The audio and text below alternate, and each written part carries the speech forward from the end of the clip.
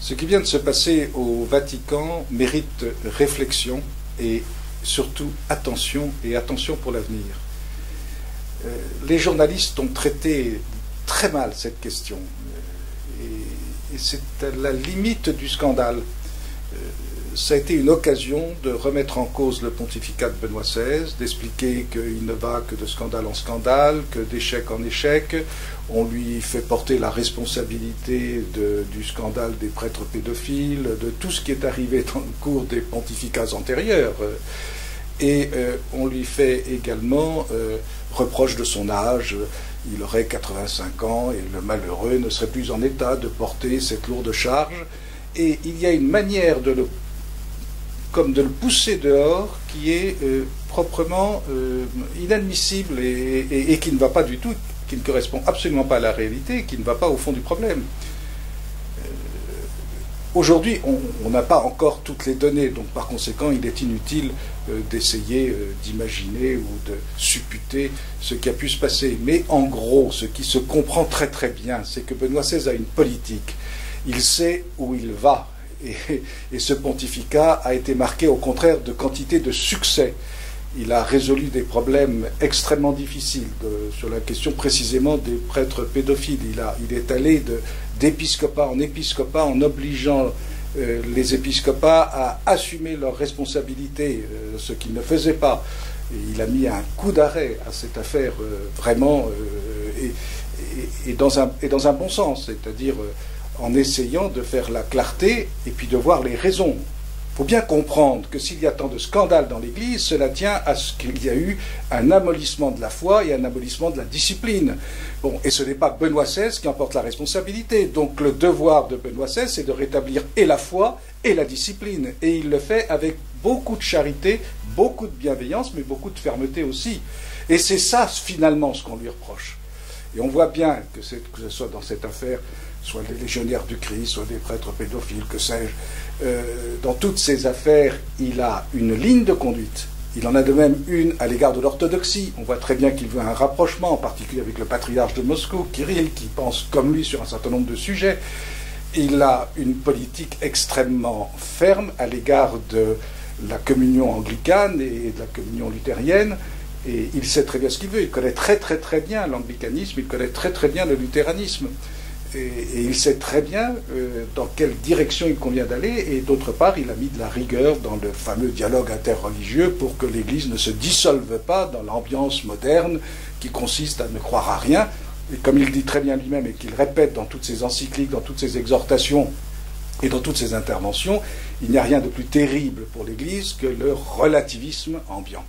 Ramener la foi en Jésus-Christ à on ne sait quel choix subjectif, personnel et dans le fond presque émotionnel, ce qui était en train de se faire concrètement. Et donc il rétablit les choses dans ce domaine, et y compris par ses écrits sur la vie de notre Seigneur Jésus-Christ. C'est très important. Et j'ajoute un dernier point, également dans ce rapprochement avec la fraternité Saint-Pédis, où il est d'une très grande habileté, en même temps que d'une très grande fermeté sur la théologie même de l'Église. Et il a raison, parce que derrière cette question, il y a une théologie même de l'Église. Et c'est ce que Monseigneur Felet, très heureusement, le supérieur de la fraternité Saint-Pédis, a parfaitement compris. Et là, ces deux théologies, la théologie de Benoît XVI et la théologie de Monseigneur Felet, dans sa lettre-réponse à ses collègues dans l'épiscopat, est exactement identique. L'histoire de l'Église est une histoire qui, d'une certaine manière, enfin pas d'une certaine manière, qui est, avec tous ses hauts et tous ses bas, traduit le dessein de Dieu dans l'histoire. Et par conséquent, il est toujours très mauvais de se mettre en dehors du dessein de Dieu, quelle que soit la perversité des hommes, la méchanceté des hommes, et quelles que soient leurs erreurs doctrinales. Il est important de rester dans l'Église de Dieu et de participer à ce projet de salut que Dieu a sur l'humanité. Voilà, et ça, je trouve que ça, c'est impeccable. Et c'est là-dessus, en réalité, que l'on vient faire des reproches à Benoît XVI. Et il est probable que dans la curie, il y a de fait des tenants d'anciennes conceptions qui sont maintenant des conceptions dépassées. Ils se croient des hommes du futur, mais en réalité ce sont des hommes du passé. Ils ont une conception libérale dans le mauvais sens du terme de la foi, du catholicisme, de ce qu'on appelle l'ouverture au monde. Et ces gens-là, évidemment, souhaiteraient que la politique du pape changeât ou que le pape changeât, l'un ou l'autre. Et ils ont créé un scandale. Et dans cette affaire, il est vraisemblable qu'il y a eu une sorte de jeu de billard à plusieurs bandes.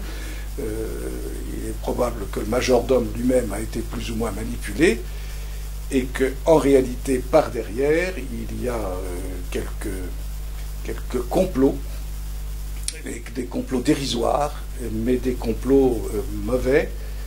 Et même la question financière, qui n'est pas liée à cela probablement, mais qui s'y est trouvée jointe par des raisons de